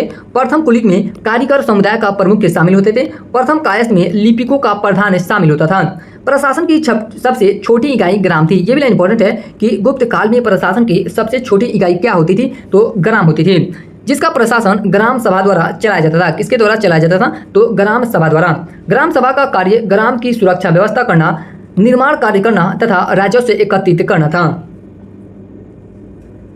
ग्राम सभा को मध्य भारत में पंचमंडली तथा बिहार में ग्राम जनपद कहा जाता था। ग्राम प्रशासन का सर्वोच्च अधिकारी ग्राम की या ग्रामपति, इसे ग्रामपति भी कहा जाता था या महतर होता था। उसकी सहायता के लिए एक ग्राम पंचायत होती थी। उसकी सहायता के लिए किसका निर्माण किया जाता था, तो एक ग्राम पंचायत का, जो अपने अधिकार क्षेत्र में पूर्णतः स्वतंत्र होती थी। उसके बाद नेक्स्ट टॉपिक यहाँ की न्याय व्यवस्था पे चर्चा करते हैं लोग। गुप्त काल में न्यायालय 4 वर्गों में विभाजित था। जो गुप्त काल था उसमें न्यायालय कितने वर्गों में विभाजित था, तो 4 वर्गों में विभाजित था। पहला क्या था, तो यह पहला होता था राजा का न्यायालय, दूसरा होता था पुग, तीसरा श्रेणी और चौथा कुल होता था। राजा सर्वोच्च न्यायाधीश होता था। न्यायाधीश को दंडनायक, महादंडनायक, सर्वदंडनायक कहा जाता था। न्यायाधीश को क्या क्या कहा जाता था, तो दंडनायक कहा जाता था, महादंडनायक कहा जाता था, सर्वदंडनायक कहा जाता था। गुप्त काल में न्याय का सर्वोच्च अधिकारी राजा के पास से था। किसके पास था, तो राजा के पास था। यानी कि गुप्त काल में न्याय का सर्वोच्च अधिकार किसके पास था, तो राजा के पास होता था। पहली बार स्पष्ट तौर पर दीवानी एवं फौजदारी मामलों को परिभाषित किया गया, और इसका प्रमुख कारण था भूमिदान की प्रक्रिया में तेजी का आना। प्रथम विधि निर्माता बृहस्पति को माना जाता है। प्रथम विधि निर्माता किसे माना जाता है, तो बृहस्पति को माना जाता है। इस काल में गुप्तचर प्रणाली की सीमित जानकारी मिलती है। मृगस्कटिकम में नगर के न्यायालय को अधिकरण मंडप, मृगस्कटिकम जो पुस्तक है उसमें नगर के न्यायालय को अधिकरण मंडप और न्यायाधीश को अधिकरणिक कहा गया। नेक्स्ट टॉपिक है सैन्य व्यवस्था। गुप्त काल की जो सैन्य व्यवस्था थी वह किस प्रकार की थी, तो सैन्य प्रशासन का प्रमुख सेनापति होता था। जो सैन्य प्रशासन था उसका प्रमुख कौन होता था, तो सेनापति, जिसका सर्वोच्च अधिकारी महाबलाधिकृत था। गुप्त काल में राजा के पास अस्थायी सेना थी। गुप्त काल में राजा के पास किस प्रकार की सेना थी, तो अस्थायी सेना थी। सेना के 4 प्रमुख अंग थे। सेना के कितने प्रमुख अंग थे, तो 4 प्रमुख अंग होते थे।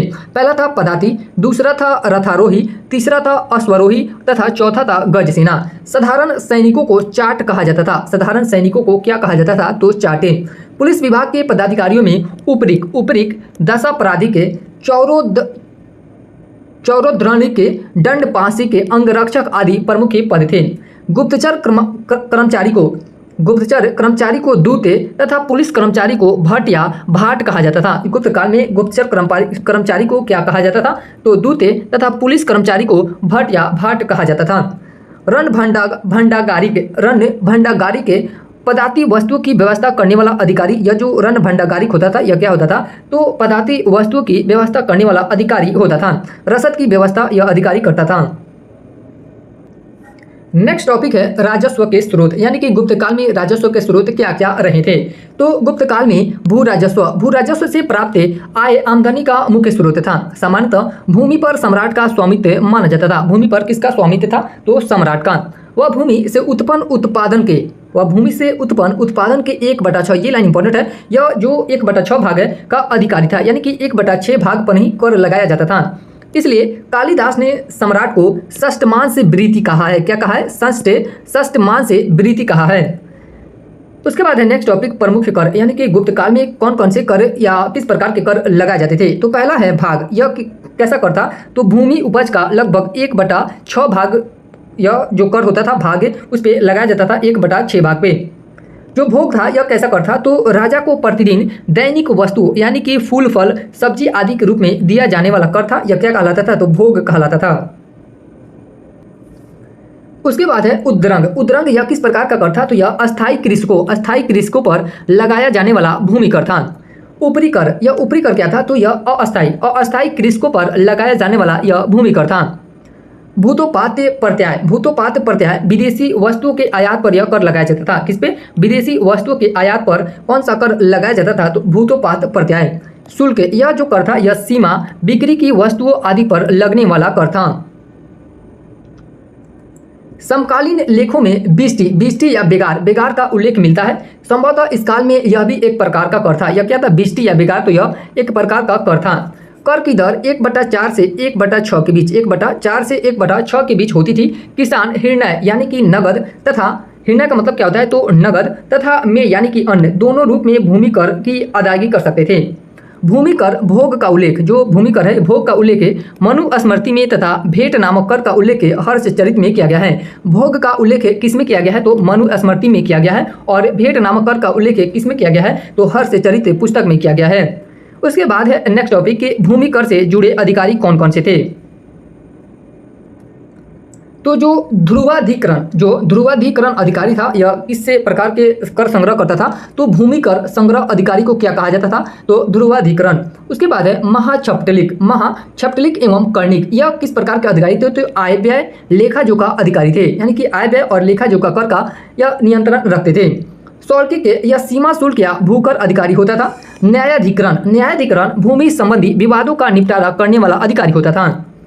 मंदिरों एवं ब्राह्मणों को जो भूमि दान में दी जाती थी उसे अग्रहार कहा जाता था। इस प्रकार की भूमि कर मुक्त होती थी। जो यह इस प्रकार की जो भूमि होती थी, मंदिरों एवं ब्राह्मणों को जो भूमि दान में दी जाती थी उसे अग्रहार कहा जाता था। और इस प्रकार की जो भूमि होती थी उस पर कोई कर नहीं लगाया जाता था तथा इसके ऊपर धारकों का पूर्ण नियंत्रण होता था। ऐसे भूमिदानों का एकमात्र उद्देश्य शैक्षणिक एवं धार्मिक था। इसका उद्देश्य क्या होता था? तो शैक्षणिक एवं धार्मिक होता था। कुल्यवाप्य और द्रोणवाप्य गुप्त काल में उत्तर भारत में भूमि नाप की इकाई से संबंधित थे। उसके बाद नेक्स्ट टॉपिक है गुप्तकालीन समाज की चर्चा करते हैं लोग। तो इसमें आपका सब टॉपिक हो जाएगा वर्ण व्यवस्था। गुप्तकालीन समाज परंपरागत 4 वर्णों में विभक्त था। या कितने वर्णों में विभक्त था? तो 4 वर्णों में। 4 वर्णों का आधार गुण और कर्म ना होकर जन्म था। समाज में ब्राह्मणों का स्थान सर्वोच्च था। किनका स्थान सर्वोच्च यानी कि ऊपर था? तो ब्राह्मणों का। क्षत्रिय वर्ण का मुख्य कार्य क्षेत्र की रक्षा तथा सैनिक सेवा थी। वैश्य वर्ण का मुख्य कार्य कृषि एवं व्यवसाय था। वाणिज्य एवं व्यवसाय के पतन के कारण उनकी सामाजिक स्थिति में गिरावट आई। चौथा वर्ण शूद्र था। चौथा वर्ण क्या था? तो शूद्र था। गुप्तकालीन सामाजिक व्यवस्था की सबसे छोटी इकाई परिवार थी। क्या होती थी? तो परिवार होती थी। पाय्यान के वर्णन से ज्ञात होता है कि गुप्त काल में अस्पृश्य वर्ग था। इन्हें अंत्यज तथा चंडाल कहा गया है। इन्हें क्या कहा गया है? तो अंत्यज या चंडाल कहा गया है। वेनसाग ने शूद्रों को खेतिहर यानी कि कृषक वर्ग के रूप में उल्लेखित किया है। इस काल में शूद्रों की आर्थिक दशा में सुधार हुआ। अब शूद्र सैनिक वृत्ति भी अपनाने लगे थे। इसके अतिरिक्त शूद्रों को इस काल में रामायण महाभारत पढ़ने का भी अधिकार मिल गया। चंडाल को 4 वर्णों में सबसे निम्न स्थान प्राप्त था। यानी कि जो शूद्र होते थे चंडाल, इन्हें 4 वर्णों में सबसे निम्न स्थान प्राप्त था। मछली मारने, शिकार करने और मांस बेचने का कार्य चंडाल लोग ही करते थे।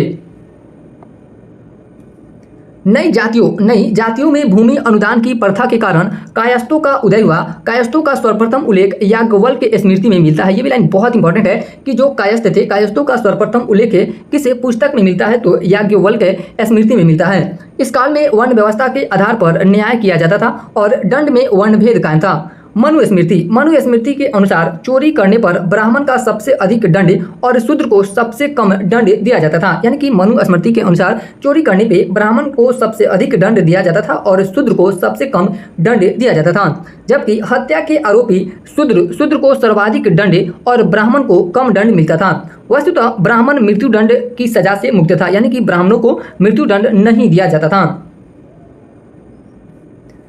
नेक्स्ट टॉपिक है स्त्रियों की स्थिति, यानी कि गुप्त काल में स्त्रियों की स्थिति कैसी थी। तो गुप्त काल में स्त्रियों की दशा में पहले की अपेक्षा गिरावट आई थी। क्या आई थी? गिरावट आई। इसका प्रमुख कारण उपनयन संस्कार बंद होना, अल्पायु में विवाह होना प्रचलन में था। पर्दा प्रथा प्रचलन में नहीं था तथा स्त्रियां स्वतंत्रता पूर्वक विचरण कर सकती थी, किंतु कुलीन वर्ग की महिलाएं बाहर निकलने पर घूंघट डालती थी। सती प्रथा का उल्लेख 510 ईस्वी, ये भी लाइन बहुत इंपॉर्टेंट है कि सती प्रथा का उल्लेख 510 ईस्वी के एरन अभिलेख में मिलता है, किंतु ऐसा प्रतीत होता है कि यह प्रथा ना तो समाज में लोकप्रिय हो पाई और ना ही इसे कोई शास्त्रीय मान्यता ही मिल सकी।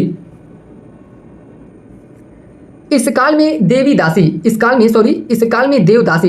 प्रथा का भी प्रचलन था। कालिदास के ग्रंथ मेघदूत में उज्जैन के महाकाल मंदिर में देवदासी रखे जाने का उल्लेख मिलता है।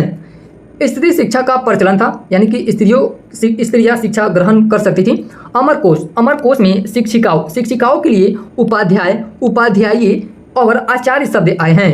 कामसूत्र एवं मुद्रा राक्षस में गणिकाओं तथा वैश्याओं का वर्णन मिलता है। नारद एवं पराशर स्मृति में विधवा विवाह का समर्थन मिलता है। विधवा विवाह का समर्थन किस स्मृति में मिलता है? तो नारद स्मृति और पराशर स्मृति में देखने को मिलता है। उसके बाद ये नेक्स्ट टॉपिक दासों की स्थिति कैसी थी? तो गुप्त काल में दास प्रथा प्रचलित थी। मनु 7 प्रकार के तथा नारद 15 प्रकार के दासों का उल्लेख करते हैं, यानी कि मनुस्मृति के जो लेखक है मनु 7 प्रकार के तथा नारद 15 प्रकार के दासों का उल्लेख करते हैं। दास मुक्ति के अनुष्ठान का विधान भी सर्वप्रथम नारद ने ही दिया, जो कि इस काल में दास प्रथा के कमजोर होने का संकेत करता है। भूमिदान के कारण भूमि का भूखंडन हुआ, जिससे दासों की उपयोगिता कम होने लगी। उसके बाद अगला टॉपिक है गुप्तकालीन अर्थव्यवस्था। अगला टॉपिक का नाम क्या है? गुप्तकालीन अर्थव्यवस्था, जिसमें सबसे पहला सब टॉपिक है कृषि। गुप्तकालीन आर्थिक व्यवस्था का मुख्य आधार कृषि थी। क्या थी? कृषि थी। भूमि पर मुख्यतः राजा का अधिकार होता था। भूमि पर किसका अधिकार होता था? तो राजा का। बृहत संहिता के अनुसार 3 फसलों की जानकारी थी। कृषि अधिकांशतः वर्षा पर ही निर्भर थी। अमरकोश में 12 प्रकार की भूमि का उल्लेख मिलता है। किस पुस्तक में 12 प्रकार की भूमि का उल्लेख मिलता है? तो अमरकोश में। निवर्तन कुल्यवाप, द्रोणवाप तथा आड़वाप भूमि का पैमाना थी, यानी कि निवर्तन कुल्यवाप, द्रोणवाप तथा आड़वाप ये क्या थे? तो भूमि माप की पैमाना थे। उसके बाद नेक्स्ट टॉपिक है कि भूमि के प्रमुख प्रकार। भूमि के कौन कौन से प्रकार थे गुप्त काल में? तो पहला था क्षेत्र किस प्रकार की भूमि था? तो खेती के लिए उपयुक्त भूमि को क्या कहा जाता था? तो क्षेत्र कहा जाता था। उसके बाद है वास्तु किस प्रकार की भूमि होती थी? तो वास करने यानी कि रहने योग्य भूमि को वास्तु कहा जाता था। जो खील थी या किस प्रकार की भूमि थी? तो जो भूमि जोती नहीं जाती थी उसे खील कहा जाता था। अपरहत बिना जोती गई जंगली भूमि को अपरहत कहा जाता था। ये इंपॉर्टेंट है क्योंकि ये एग्जाम में बहुत बार क्वेश्चन पूछा गया है कि जो अपरहत है या किस प्रकार की भूमि होती थी? तो बिना जोती गई जंगली भूमि को अपरहत कहा जाता था। गोचर जो भूमि थी यह पशुओं के चारा योग्य भूमि को गोचर कहा जाता था। सिंचाई का प्रबंध राज्य करता था। सिंचाई का सर्वोत्तम उदाहरण स्कंदगुप्त के जूनागढ़ अभिलेख में मिलता है। किसमें मिलता है? तो जूनागढ़ अभिलेख में सिंचाई का सर्वोत्तम उदाहरण मिलता है। और यह जो अभिलेख है जूनागढ़ अभिलेख यह किस राजा से संबंधित है? तो स्कंदगुप्त से संबंधित है। वाणिज्य एवं व्यापार वस्त्र उद्योग इस काल का सर्वप्रमुख उद्योग था। अमरकोश में कताई, बुनाई, हथकरघा, धागे इत्यादि का संदर्भ आया है। इस काल में मिट्टी के बर्तन एवं मृण मूर्तियां बनाने तथा पत्थर एवं धातु के सामान तैयार करने का उद्योग भी विकसित हुआ। मेहरौली का लौह स्तंभ गुप्तकालीन धातु निर्माण कला का सर्वोत्कृष्ट उदाहरण माना जाता है। शिल्पियों एवं व्यवसायियों के निगम, श्रेणी तथा संघ होते थे। इस काल में नालंदा, वैशाली आदि स्थानों से श्रेणियों, सातवाहों, प्रथम कुलिकों आदि की मोहरें शिल्पियों की संगठनात्मक की गतिविधियों को प्रदर्शित करती है। मंदसौर अभिलेख में पटवाय श्रेणी तथा इंदौर लेख में तैलिक के श्रेणी का उल्लेख आया है। मंदसौर अभिलेख से यह पता चलता है कि रेशम बुनकरों की श्रेणी ने एक भव्य मंदिर का निर्माण करवाया था। उसके बाद है वाणिज्यिक निकायों का उनके वास्तविक कार्य का स्वरूप के आधार पर विभाजन। वाणिज्यिक निकायों का उनके वास्तविक कार्य या स्वरूप के आधार पर विभाजन। तो पहला है श्रेष्ठी कुलिक निगम। यह क्या था? तो श्रेष्ठियों, शिल्पियों एवं श्रेणियों का केंद्रीय निगम या संघ होता था। उसके बाद है पुग यह क्या था? तो विभिन्न जातियों के व्यापारियों का समूह होता था यह पुग। श्रेणी एक ही जाति के व्यापारियों का समूह श्रेणी होता था। निगम, व्यापारियों की समिति को निगम कहा जाता था। व्यापारियों की समिति को क्या कहा जाता था? तो निगम कहा जाता था। इसका प्रधान श्रेष्ठी होता था। अमरकोश के अनुसार निगम ऐसे व्यापारियों का संगठन था जो एक ही नगर में रहकर व्यापार करते थे। इस काल तक रोमन व्यापार का पतन हो चुका था। किसका व्यापार का पतन हो चुका था? तो रोमन से व्यापार नहीं किया जाता था, लेकिन दक्षिण पूर्व एशिया एवं चीन के साथ व्यापार में वृद्धि हुई। ताम्रलिप्ति पूर्वी भारत का, जबकि भृगु कक्ष यानी कि भड़ौच पश्चिमी भारत का प्रमुख बंदरगाह था। यह जो भड़ौच था यह किस क्षेत्र का प्रमुख बंदरगाह था? तो पश्चिमी भारत का यह प्रमुख बंदरगाह था। और जो यह ताम्रलिप्ति है यह पूर्वी भारत का बंदरगाह था। इसके अतिरिक्त चौल, घंटेसाला और कदूरा भी प्रमुख बंदरगाह थे। इस काल में चीन से रेशम, चिनांशुक इथियोपिया से हाथी दांत तथा अरब ईरानियों बैक्टीरिया से घोड़ों का आयात किया जाता था। उसके बाद नेक्स्ट टॉपिक है मुद्राएं, यानी कि गुप्त काल की मुद्राएं। गुप्त शासकों ने सर्वाधिक स्वर्ण मुद्राएं जारी की, जिन्हें उनके अभिलेखों में दिनार कहा गया है। क्या कहा गया है? तो स्वर्ण मुद्राओं को दिनार कहा गया है। सोने का सिक्का 144 ग्रेन का होता था। गुप्त काल में जो सोने का सिक्का था वह कितने ग्रेन का होता था? तो 144 ग्रेन का होता था। चांदी के सिक्के का प्रयोग स्थानीय लेनदेन में किया जाता था। चांदी के सिक्के सर्वप्रथम चंद्रगुप्त द्वितीय ने शकों पर विजय के पश्चात आरंभ किए। फायान के अनुसार सामान्य लोग खरीद बिक्री के लिए कौड़ियों का प्रयोग करते थे। गुप्त शासकों ने सोने, चांदी एवं तांबे के सिक्के चलाए। गुप्तकालीन सर्वाधिक सिक्के बयाना यानी कि बयाना कहाँ पे है? तो आपका भरतपुर राजस्थान से मिले हैं। ये भी जो बयाना है ये भी इंपॉर्टेंट है, यहाँ से भी क्वेश्चन बना है कि गुप्त शासकों ने सोने, चांदी एवं तांबे के सिक्के चलाए, लेकिन जो गुप्तकालीन सर्वाधिक सिक्के कहाँ से मिले हैं? तो बयाना से मिले हैं। उसके बाद ये अगला टॉपिक है धार्मिक स्थिति। गुप्त काल की धार्मिक स्थिति किस प्रकार की थी? तो गुप्त सम्राट वैष्णव धर्म के अनुयायी थे तथा उन्होंने इसे राजधर्म बनाया था। उन्होंने परम भागवत की उपाधि धारण की तथा गरुड़ को अपना राजकीय चिन्ह बनाया। गुप्त काल में वैष्णव धर्म संबंधित सबसे महत्वपूर्ण अवशेष देवगढ़ का दशावतार मंदिर। यह जो मंदिर है पंचायतन शैली का मंदिर है, यानी कि जो देवगढ़ का दशावतार मंदिर है यह किस शैली में इसका निर्माण किया गया है? तो पंचायतन शैली में इसका निर्माण किया गया है। इस मंदिर में शेषनाग की शैया पर विश्राम करते हुए नारायण विष्णु को दिखाया गया है। किसे दिखाया गया इस मंदिर में? तो नारायण विष्णु को दिखाया गया है। इस काल में विष्णु के अतिरिक्त शिव, गंगा, यमुना, दुर्गा, सूर्य, नाग, यक्ष आदि देवताओं को भी उपासना होती थी। देवताओं की भी उपासना यानी कि पूजा की जाती थी। इस समय हिंदू धर्म के 3 महत्वपूर्ण पक्ष विकसित हुए। पहला क्या था? तो मूर्ति उपासना का केंद्र बन गई। दूसरा था यज्ञ का स्थान उपासना ने ले लिया। वैष्णव तथा शैव धर्मों का समन्वय हुआ।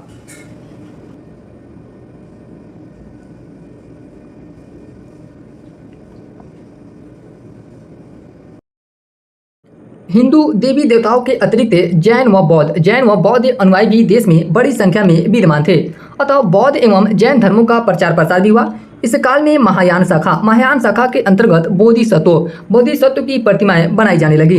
प्राचीन काल में विभिन्न प्रकार के मतांतर और दृष्टिकोण प्रचलित थे, परंतु गुप्त काल में चलकर ये षष्ठ दर्शन के रूप में स्थापित हो गए। किस दर्शन के रूप में स्थापित हो गए? तो षष्ठ दर्शन के रूप में। अब इन षष्ठ दर्शनों को देखते हैं लोग, और इस षष्ठ दर्शन के प्रवर्तक कौन रहे? तो जो सांख्य दर्शन था, सांख्य दर्शन के प्रवर्तक कौन थे? तो कपिल थे। न्याय दर्शन के प्रवर्तक कौन थे? तो अक्षपाद गौतम। आप सिर्फ गौतम ऋषि याद करेंगे तो उससे याद हो जाएगा। न्याय दर्शन के प्रवर्तक कौन थे? तो गौतम थे। योग दर्शन के प्रवर्तक पतंजलि थे। वैशेषिक के दर्शन के आपका प्रवर्तक कनाड या उलूक थे। कौन थे? कनाद या उलूक थे। उलूक बहुत कम पुस्तकों में देखने को मिलता है। पूर्व मीमांसा के प्रवर्तक जैमिनी थे। प्रमुख आचार्य सबर स्वामी, और प्रमुख आचार्य की बात किया जाए तो कौन थे? तो सबर स्वामी थे। उत्तर मीमांसा या वेदांत थे। वेदांत के प्रवर्तक कौन थे? तो वादरायण थे। और इसमें प्रमुख आचार्य कौन थे? तो गौड़पाद थे। उसके बाद नेक्स्ट टॉपिक है गुप्तकालीन कला एवं साहित्य। गुप्तकालीन कला एवं साहित्य। गुप्तकाल कला एवं साहित्य। गुप्तकाल कला एवं साहित्य की दृष्टि से स्वर्ण काल था। इस काल में स्थापत्य कला, मूर्ति कला एवं चित्रकला के साथ साथ अन्य विविध कलाओं का उत्थान हुआ। गुप्तकालीन कला की विशेषताएं निम्न है। इनकी विशेषताओं की वर्णन करते हैं लोग, क्या क्या विशेषता रही थी? तो प्रथम बार संरचनात्मक मंदिरों का निर्माण हुआ। विदेशी प्रभाव से मुक्ति, इन यानी कि जो मंदिर का निर्माण किया जाता था उस पर विदेशी प्रभाव देखने को नहीं मिला था। कुषाण आदि पूर्वकालीन नग्नता का लोप हुआ। धर्म कला के अनुगामी के रूप में पाषाण का अत्यधिक प्रयोग, साथ ही ईंटों का भी आरंभ हुआ। पाषाण यानी कि पत्थरों का अत्यधिक प्रयोग किया गया, और साथ में ईंटों का भी प्रयोग का प्रारंभ हो गया। उसके बाद नेक्स्ट टॉपिक है स्थापत्य कला। स्थापत्य कला गुप्त काल में ही मंदिर निर्माण कला का जन्म हुआ। गुप्त काल में ही मंदिर निर्माण कला का जन्म हुआ था। देवगढ़ का दशावतार मंदिर यह वैष्णो मंदिर है। भारतीय मंदिर निर्माण में शिखर का संभवतः पहला उदाहरण है। जो यह देवगढ़ का दशावतार मंदिर है, यह किसका उदाहरण है? तो भारतीय मंदिर में शिखर का संभवतः पहला उदाहरण है। इस मंदिर में शेषनाग की शैया पर विश्राम करते हुए नारायण विष्णु को दिखाया गया है। गुप्तकालीन गुहा मंदिरों में ब्राह्मण गुहा मंदिर और बौद्ध गुहा मंदिर महत्वपूर्ण है। ब्राह्मण गुहा मंदिर का सर्वश्रेष्ठ उदाहरण उदयगिरी का मंदिर है। इसमें विष्णु के वराह अवतार की विशाल मूर्ति स्थापित की गई है।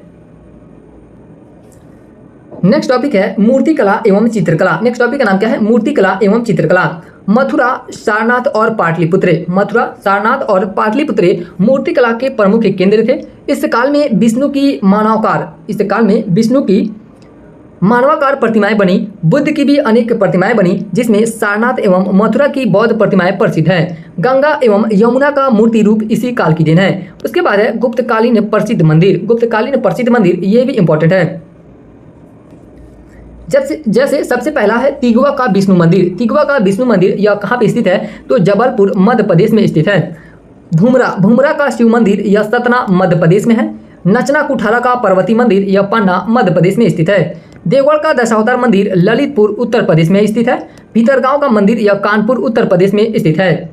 गुप्त काल में चित्रों के अवशेषों को बाघ अजंता तथा बदामी की गुफाओं में देखा जा सकता है। अजंता की 29 गुफाओं, ये भी लाइन बहुत इंपॉर्टेंट है कि अजंता की 29 गुफाओं में से गुफा संख्या 16, 17, 19 जो है यह गुप्तकालीन गुफा है। अजंता की गुफाएं बौद्ध धर्म से संबंधित है, जिसमें बोधिसत्व पद्मपाणि का चित्र सर्वाधिक प्रसिद्ध है। जो अजंता की गुफाएं है यह किस धर्म से संबंधित है? यह बौद्ध धर्म से संबंधित है, और इसमें बोधिसत्व पद्मपाणि का चित्र सर्वाधिक प्रसिद्ध है। नेक्स्ट है कि शिक्षा एवं साहित्य। नेक्स्ट क्या करें कि शिक्षा एवं साहित्य। गुप्त काल में पाटलिपुत्र, वल्लभी, उज्जैनी, काशी और मथुरा शिक्षा के प्रमुख केंद्र थे। नालंदा भी आगे चलकर विश्वविद्यालय शैक्षिक केंद्र के रूप में विकसित हुआ। गुप्त काल की प्रमुख रचनाएं, गुप्त काल की कौन कौन सी रचनाएं रही थी? तो यह पहला आपका पुस्तक है ऋतु संहार के लेखक कौन थे? तो कालिदास थे। मेघदूत, कुमार संभवम, रघुवंश, ये सब जो पुस्तकें हैं यह किसके द्वारा लिखी गई है? तो कालिदास के द्वारा ये सब पुस्तकें लिखी गई हैं। ऋतु संहार, मेघदूत, कुमार संभवम, रघुवंश, मालविका अग्निमित्रम, अभिज्ञान शाकुंतलम, उसके बाद है विक्रोमोर्सियम। ये सब पुस्तकें किसके द्वारा लिखी गई है? तो ये पुस्तकें कालिदास के द्वारा लिखी गई है। एक बार और देखेंगे लोग, पहला पुस्तक है ऋतु संहार, दूसरा है मेघदूत, तीसरा है कुमार संभव, उसके बाद है रघुवंश, मालविका अग्निमित्रम, अभिज्ञान शकुंतलम, विक्रोमोर्सियम। ये सब पुस्तकें किसके द्वारा लिखी गई है? तो कालिदास के द्वारा रचित पुस्तकें हैं। नेक्स्ट है मुद्रा राक्षस और देवी चंद्रगुप्तम। मुद्रा राक्षस और देवी चंद्रगुप्तम ये पुस्तकें विशाखदत्त के द्वारा लिखी गई है। किसके द्वारा? विशाखदत्त के द्वारा लिखी गई है। बृहत संहिता पंच सिद्धांतिका, बृहत संहिता और पंच सिद्धांतिका यह पुस्तक वराहमिहिर के द्वारा लिखी गई है। ब्रह्म सिद्धांत यह पुस्तक ब्रह्मगुप्त के द्वारा लिखी गई है। आर्यभट्ट के द्वारा, सूर्य सिद्धांत आर्यभट्ट के द्वारा, न्यायोतार यह सिद्धसेन की पुस्तक है। पंचतंत्र विष्णु शर्मा, ये बहुत इंपॉर्टेंट पुस्तक है। पंचतंत्र यह पुस्तक किसके द्वारा लिखा गया है? तो विष्णु शर्मा के द्वारा रचित यह पुस्तक है। नीतिसार यह कामंदक के द्वारा लिखी गई है।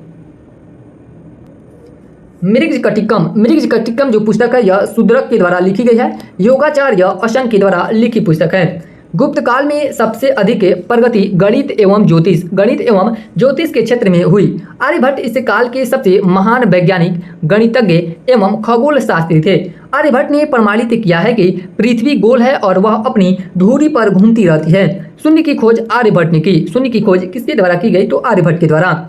आर्यभट्ट द्वारा वर्गमूल, घनमूल निकालने की विधि तथा ज्या यानी कि साइन सिद्धांत दिया गया। वराहमिहिर ने आर्यभट्ट के ज्या सिद्धांत को और अधिक परिशुद्ध किया था। ब्रह्मगुप्त ने चक्रीय चतुर्भुज के क्षेत्रफल और विकर्णों की लंबाई ज्ञात करने, शून्य के प्रयोग के नियम और द्विघात समीकरणों को हल करने के सूत्र दिए। सुश्रुत को शैल चिकित्सा का पितामह कहा जाता है। शैल चिकित्सा का पितामह किसे कहा जाता है? तो सुश्रुत को कहा जाता है। उन्होंने शैल चिकित्सा को उपचार कलाओं में सर्वोत्तम माना। उन्होंने अपने प्रसिद्ध ग्रंथ सुश्रुत संहिता में 121 प्रकार के शैल उपकरणों का वर्णन किया है। नागार्जुन रसायन विज्ञान के ज्ञाता थे। वाग्भट्ट ने अष्टांग संग्रह नामक आयुर्वेद ग्रंथ की रचना की। वराहमिहिर ने ज्योतिष के महत्वपूर्ण सिद्धांत प्रतिपादित किए। उन्होंने यानी कि वराहमिहिर ने पंच सिद्धांतिका नामक ज्योतिष ग्रंथ है। यह जो पंच सिद्धांतिका है यह किस प्रकार की ग्रंथ है? तो यह ज्योतिष ग्रंथ है। ज्योतिष ग्रंथ की रचना की। पुराणों का जो वर्तमान रूप आज देखने को मिलता है उसकी रचना गुप्त काल में हुई थी। किस काल में हुई थी? तो गुप्त काल में हुई थी। इस काल में अनेक स्मृतियों एवं सूत्रों पर भाष्य लिखे गए। गुप्त काल में नारद, पराशर, बृहस्पति, कात्यायन आदि स्मृतियों की रचना की गई। इस प्रकार यह चैप्टर हम लोग का समाप्त होता है और इस चैप्टर पे आधारित कुछ वस्तुनिष्ठ प्रश्नों को देखते हैं लोग, और इसमें आपको आईएएस का क्वेश्चन देखने को मिलेगा और पीसीएस का भी क्वेश्चन देखने को मिलेगा। तो सबसे पहला क्वेश्चन कर रहा है कि प्राचीन भारतीय गुप्त राजवंश के समय के संदर्भ में नगर, घंटाशाला, कदूरा तथा चौल किस लिए विख्यात थे? तो यह जो घंटाशाला, कदूरा और चौल थे ये क्या थे? तो ये बंदरगाह थे। हम लोग के पीछे पढ़े हैं लोग। तो इसका आंसर की बात करें तो क्या हो जाएगा? विदेशी व्यापार करने वाले ये बंदरगाह थे। इसका सही आंसर क्या हो जाएगा? ए नंबर इसका सही उत्तर हो जाएगा। उसके बाद ये दूसरा क्वेश्चन है कि भारत के इतिहास के संदर्भ में कुल्यवापे और दुरोणवापे शब्द क्या निर्दिष्ट करते हैं? तो यह जो कुल्यवापे और दुरोणवाप थे ये क्या थे? तो भूमि मापने की पैमाना होती थी। तो इसका सही आंसर की बात करें तो क्या हो जाएगा? भूमाप। यह भूमाप से संबंधित है। कुल्यवापे और दुरोणवापे किससे संबंधित है? तो भूमाप से संबंधित है। नेक्स्ट क्वेश्चन है कि गुप्त काल के दौरान भारत में बलात् श्रम यानी कि बिष्टी के संदर्भ में निम्नलिखित में से कौन सा कथन सही है? तो जो यह बिष्टी होता था यह क्या होता था? तो यह एक प्रकार का कर था। तो अगर इसकी आंसर की बात की जाए तो इसे राज्य के लिए आय का एक स्रोत, जनता द्वारा दिया जाने वाला एक प्रकार का कर माना जाता था। बिष्टी को क्या माना जाता था? तो एक प्रकार का कर माना जाता था। तो इसका सही आंसर क्या हो जाएगा? ए नंबर इसका सही उत्तर हो जाएगा।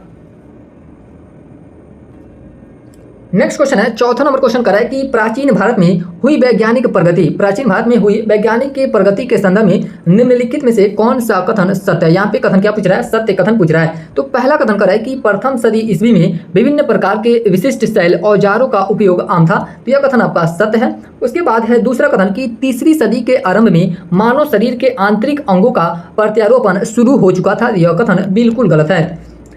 उसके बाद है तीसरा कथन कि 5वीं सदी ईस्वी में कोण के जया का सिद्धांत ज्ञात था। तो यह कथन सत्य है और यह किसके द्वारा दिया गया था? तो आर्यभट्ट के द्वारा दिया गया था।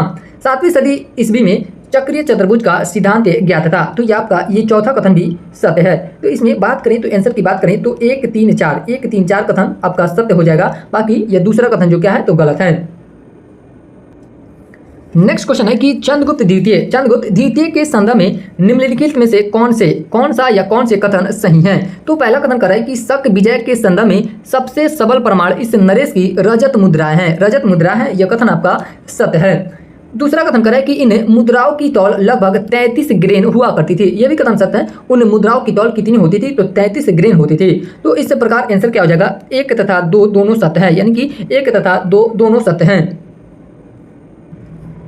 नेक्स्ट क्वेश्चन है कि छठा नंबर क्वेश्चन कर रहा है कि परम भागवत उपाधि धारण करने वाला प्रथम गुप्त शासक कौन था? परम भागवत की उपाधि धारण करने वाला प्रथम गुप्त शासक चंद्रगुप्त द्वितीय था। कौन था? चंद्रगुप्त द्वितीय था। नेक्स्ट है कि सूची 1 का सूची 2 से मिलान कीजिए तथा नीचे दिए गए कूटों का प्रयोग कर सही उत्तर चुनिए। यानी कि एक तरफ आपका सम्राट दिए गए हैं और सम्राटों की उपाधि दी गई है। तो अगर अशोक की बात किया जाए तो अशोक के कौन सी उपाधि धारण किया था? तो अशोक के यह प्रियदर्शनी की उपाधि धारण किया था। उसके बाद है समुद्रगुप्त ने पराक्रमांक की उपाधि धारण किए थे। चंद्रगुप्त द्वितीय यह विक्रमादित्य की उपाधि धारण किया था। स्कंदगुप्त कर्मादित्य की उपाधि धारण किया था। नेक्स्ट है कि दूसरी शताब्दी के आसपास रचित संस्कृत के शिलालेख के अनुसार सुदर्शन झील एक कृत्रिम जलाशय की मरम्मत किसने की थी? यहाँ पे आपका दूसरी शताब्दी की बात कर रहा है। तो दूसरी शताब्दी में किसके द्वारा सुदर्शन झील की मरम्मत कराई गई थी? तो कनिष्क के द्वारा कराई गई थी। किसके द्वारा? कनिष्क के द्वारा कराई गई थी। नेक्स्ट है कि झांसी के पास देवगढ़ का मंदिर और इलाहाबाद के पास गढ़वा मंदिर गढ़वा मंदिर में बनी मूर्तियां किसे कला के महत्वपूर्ण अवशेष हैं? तो यह जो है यह आपका राष्ट्रकूट काल के महत्वपूर्ण अवशेष है। यह जो दोनों ऑप्शन है जो 8वां क्वेश्चन और 9वां क्वेश्चन है, इसमें हमको थोड़ा सा डाउट लग रहा है क्योंकि हमें जो आंसर दिया गया है दृष्टि बुक के द्वारा उसके हिसाब से हमें बता रहे हैं। तो आप लोग इसे आप एक बार क्रॉस चेक कर सकते हैं। यहाँ पे जो 8वां नंबर क्वेश्चन है इसमें अभी हम बोले हैं कि डाउट है, हमको डाउट ही लग रहा था क्योंकि कनिष्क जो था वह सुदर्शन झील से संबंधित नहीं था। तो अगर इसके आंसर की बात की जाए कि दूसरी शताब्दी के आसपास रचित संस्कृत के शिलालेख के अनुसार सुदर्शन झील एक कृत्रिम जलाशय की मरम्मत किसने की थी?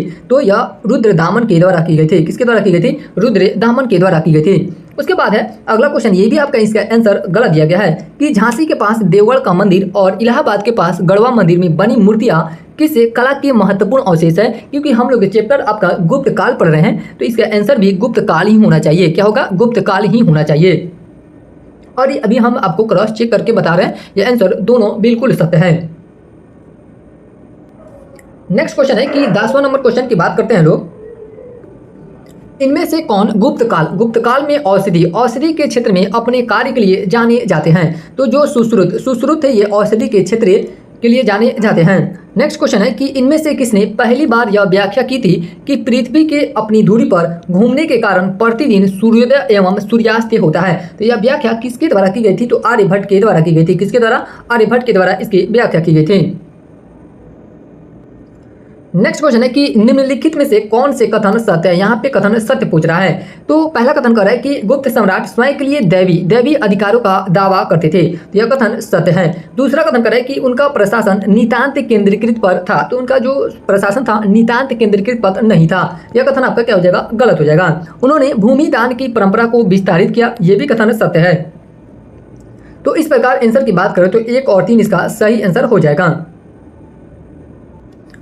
नेक्स्ट क्वेश्चन है कि इलाहाबाद प्रशस्ति के बारे में निम्नलिखित में से कौन सा कथन सही है? यहाँ पे क्या पूछ रहा है? कथन सही पूछ रहा है। तो यह गुप्त साम्राज्य को विविध राजनीतिक संबंधों के एक जटिल जाल के अधिकेंद्र के रूप में स्पष्टता प्रस्तुत करता है। यह कथन आपका पहला ही कथन सत्य है। नेक्स्ट क्वेश्चन है 14 नंबर क्वेश्चन कर रहा है कि गुप्त काल के बारे में निम्नलिखित में से कौन सा कथन सही नहीं है।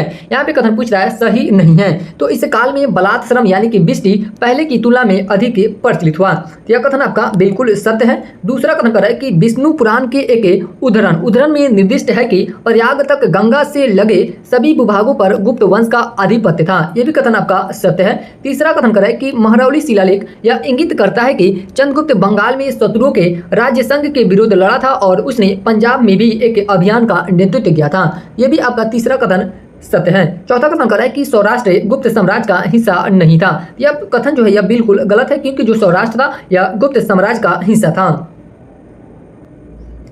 नेक्स्ट है कि मनुस्मृति के अनुसार महिलाएं निम्नलिखित में से किस रीति से संपत्ति अर्जित कर सकती थी। तो जो महिलाएं थी यह स्नेह चिन्ह की रीति से संपत्ति अर्जित कर सकती थी और यह किसके अनुसार बताया गया है, तो मनुस्मृति के अनुसार बताया गया है।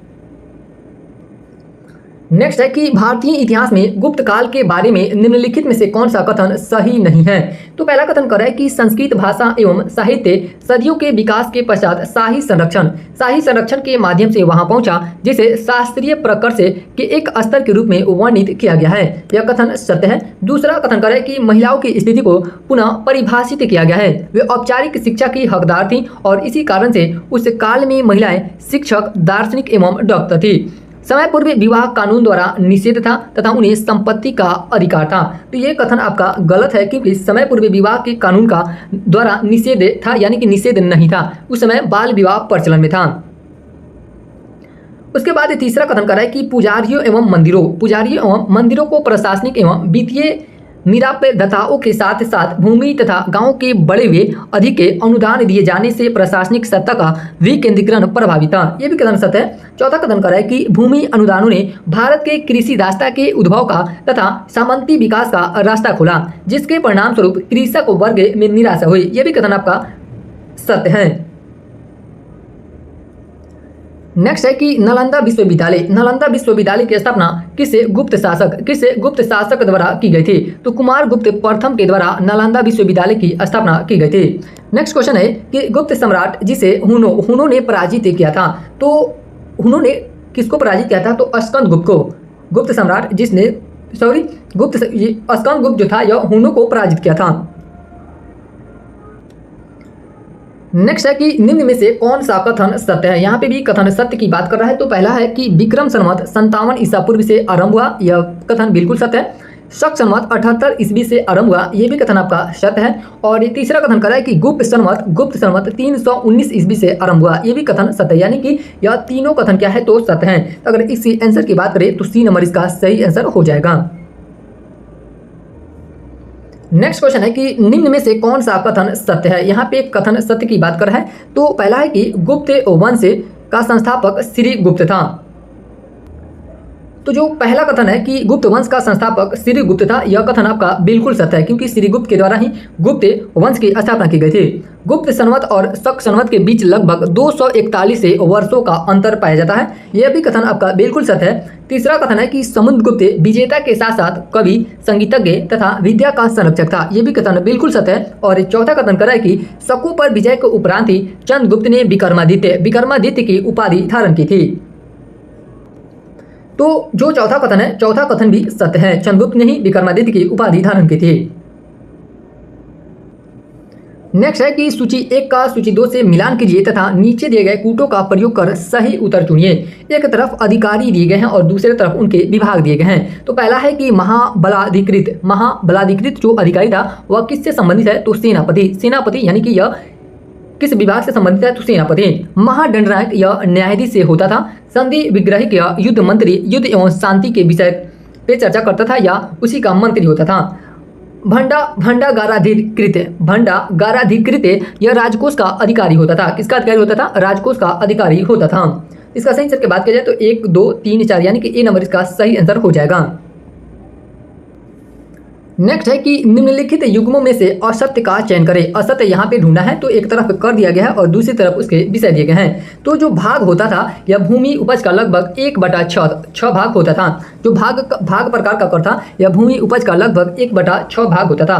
यह आपका पहला कथन सत्य है। दूसरा है कि उदंग्रे जो था यह एक प्रकार का भूमि कर था, यह भी कथन सत्य है। तीसरा है ऊपरी कर जो था यह एक प्रकार का भूमि कर होता था, यह भी कथन सत्य है। और जो चौथा कथन है कि यह शुल्क यानी कि जो शुल्क कर था यह विदेशी वस्तु के आयात पर लगता था, तो यह गलत है। विदेशी वस्तु के आयात पे नहीं लगता था, यह सीमा शुल्क था।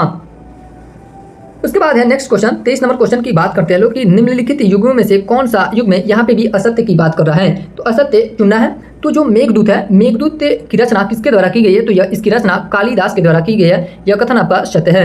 हर्षचरित की रचना बाणभट्ट ने की है, किसके द्वारा की गई, बाणभट्ट के द्वारा की गई है। प्रियदर्शिका की रचना हर्ष के द्वारा की गई है, यह भी कथन आपका बिल्कुल सत्य है। चौथा कथन है कि ब्रह्म सिद्धांत जो है यह इसकी रचना नागभट्ट के द्वारा नहीं की गई है, इसकी रचना नागभट्ट के द्वारा नहीं की गई है। नेक्स्ट क्वेश्चन है कि परमाणुवाद किस दर्शन के मूल सिद्धांत है।